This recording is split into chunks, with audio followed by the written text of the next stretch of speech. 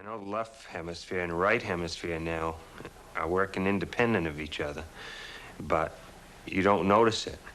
Now, you just kind of adapt to it. You don't have any feeling, it doesn't feel any different than it did before. 7 years ago, Joe had brain surgery to allay the effects of severe epilepsy. His surgeon cut the nerve fibers connecting his left hemisphere with his right. While the operation was a complete success, Joe's unusual case offers an extraordinary insight into the machinery of mind. This fiber system, the corpus callosum, is located midway between the two hemispheres. When it was surgically severed in Joe's brain, the transmission of information between the two hemispheres was halted. Michael Gazzaniga. What we can do is play tricks by putting information into his disconnected, mute, non-talking right hemisphere and watch it produce behaviors. And out of that, we can really see that there is, in fact, a reason to believe that there's all kinds of complex processes going on outside of his conscious awareness of his left half brain. Joe, I'm going to show you some things. I just want you to tell me what you see. And here we go. You ready? Look right at the dot. Okay. Right. Okay, you ready? Look right at the dot. Grapes. Good.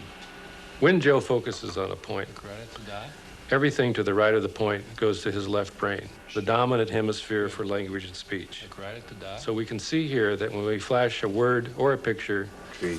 Joe is easily able to name it. Here we go. See it. Close your eyes and let your left hand do a little work here.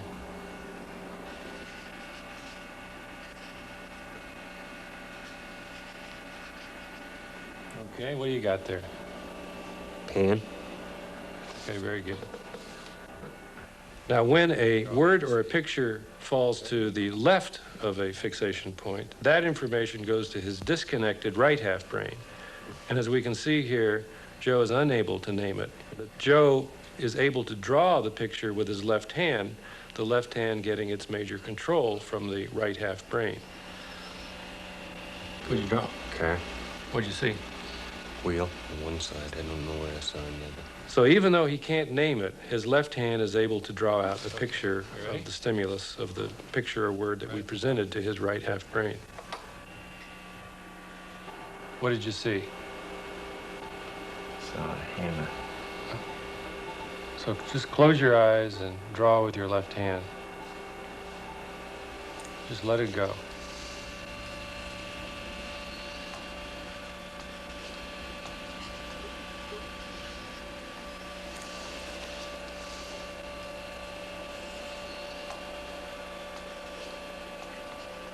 That's nice. What's that? Saw. Yeah. What'd you see?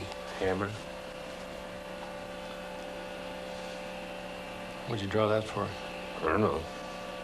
What we have with Joe is just a dramatic example of a neurologic case that really allows you this window into the non-conscious and how powerful non-conscious processes are at influencing our conscious self, our personal self.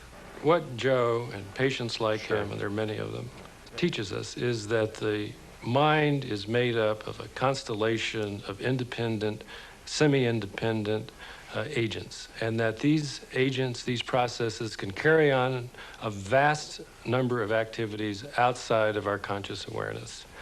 Even though that goes on, there's some final stage or some final system, which I happen to think is in the left hemisphere, that pulls all of this information together into a theory. It has to generate a theory to explain all of these independent elements. And so, and that theory becomes our particular theory of ourself and of the world.